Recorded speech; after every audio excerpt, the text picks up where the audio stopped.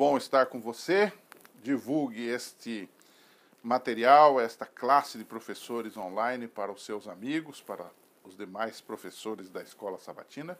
Nossa intenção aqui é fornecer ideias, subsídios, dicas para os professores e também para os alunos da Escola Sabatina. Nessa semana, estamos estudando a lição de número 8, de escravos a herdeiros. E nessa semana, nós vamos estudar a relação entre Deus e o homem depois que o ser humano encontra a graça, o perdão e a salvação em Jesus. Ele deixa de ser escravo e ele passa a ser um herdeiro, uma herdeira do reino de Deus. Para facilitar, eu dividi, estamos aqui trabalhando com Gálatas 3, o final do capítulo 3 e um pedaço do capítulo 4 do livro de Gálatas. Eu dividi em 4 expressões que eu chamaria de expressões-chave dentro desta semana. A primeira expressão é batismo.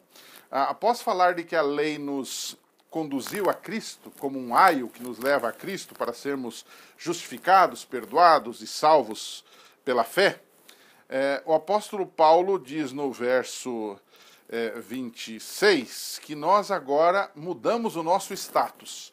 Nós deixamos de ser escravos da lei, isto é, transgressores da lei, porque escravo da lei é quem a transgride, e nós nos tornamos obedientes a esta mesma lei por causa de Cristo e nos tornamos herdeiros do reino de Deus.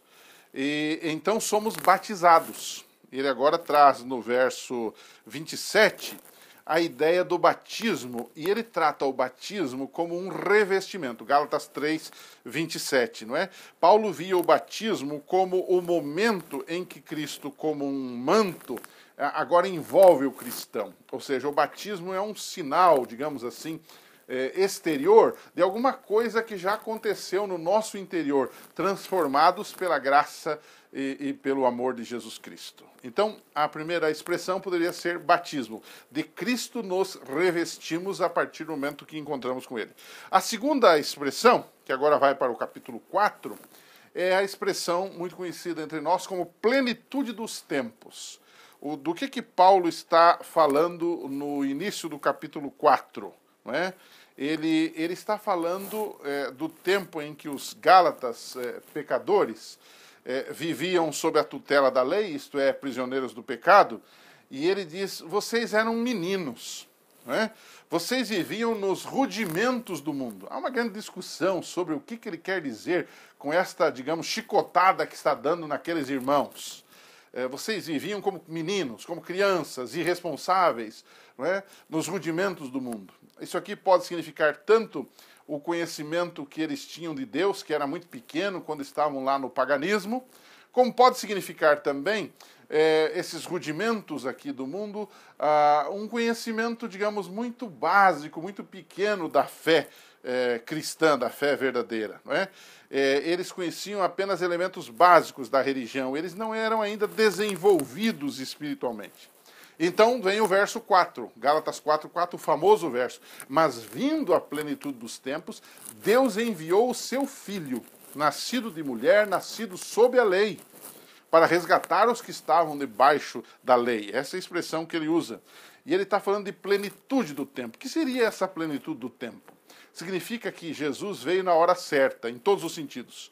O mundo estava preparado para a primeira vinda de Jesus com as suas condições políticas, sociais, religiosas e morais, e proféticas, por que não dizer? Quando a gente vai para Daniel capítulo 8, capítulo 9, especialmente os versos 24 a 27, na profecia das 70 semanas, Deus mostra a vinda do Messias como algo já esquematizado, já datado por Deus. Veio o Messias na hora certa. Jesus veio para salvar o mundo na hora certa. Essa é a expressão, o significado da expressão plenitude dos tempos, ou seja, na hora certa, Jesus veio para salvar a humanidade. Entre eles estavam os Gálatas, que antes estavam com um conhecimento muito limitado das coisas de Deus, mas Jesus veio e trouxe a eles toda a revelação de Deus.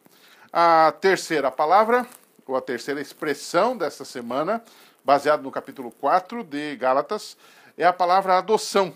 Então ele diz no verso 5, 4 verso 5, que a partir do momento em que Jesus veio, nasceu e veio para nos salvar, no verso 5 ele diz que ele nos adotou, no verso 5 e no verso 6, ele nos adotou na família de Deus. O que isso significa? Significa que temos os privilégios dos filhos de Deus agora. Ou seja, ele até usa uma expressão no verso 6 e no verso 7, que nós agora temos uma liberdade de falar com Deus, de tal forma que nós clamamos Abba. Abba é uma expressão que significa intimidade, relacionamento. Em outras palavras, essa expressão Abba podia ser traduzida como uma ideia de um filho falando com o seu pai e dizendo papai, ou paizinho, ou painho, como em alguns lugares se fala. Em outras palavras, tudo que nós temos aqui é que quando Jesus vem, que nós o aceitamos, nós agora desfrutamos, somos adotados na família de Deus. E nós temos esta alegria, essa satisfação de pertencer a Cristo. Quarta e última expressão do capítulo 4. E aqui, especialmente o verso 11. Eu diria que a quarta expressão seria liberdade versus escravidão. Então, ele termina esta parte do capítulo 4, verso 11, falando que ele parecia ter perdido o seu tempo com aqueles Gálatas. Ele está aqui, logicamente, fazendo um apelo, está tentando mexer com os brios daqueles irmãos que estavam se desviando da verdade do Evangelho. E ele então diz assim: olha, vocês estão voltando aos rudimentos da fé. Eu acho que eu estou perdendo tempo com você.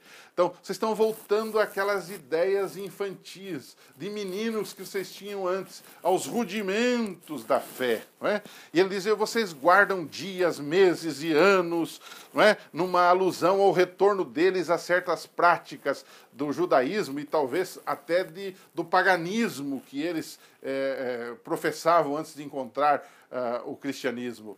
Então, ele diz assim: vocês estão apegados a um cerimonialismo, a um formato de religião, e eu acho que eu perdi tempo com vocês. Vocês estão colocando coisas que não são meios de salvação como meios de salvação. São coisas até boas, como por exemplo a circuncisão, mas vocês querem obrigar as pessoas a se salvar pela circuncisão. A circuncisão nada é, ela não pode salvar vocês. Vocês devem agora deixar essas coisas e viver a liberdade que vocês têm em Cristo, quando vocês são perdoados, justificados e salvos por Ele. Não fiquem presos aos rudimentos.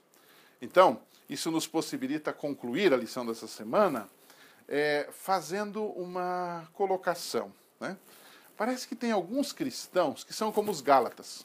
Eles vivem nos rudimentos da fé.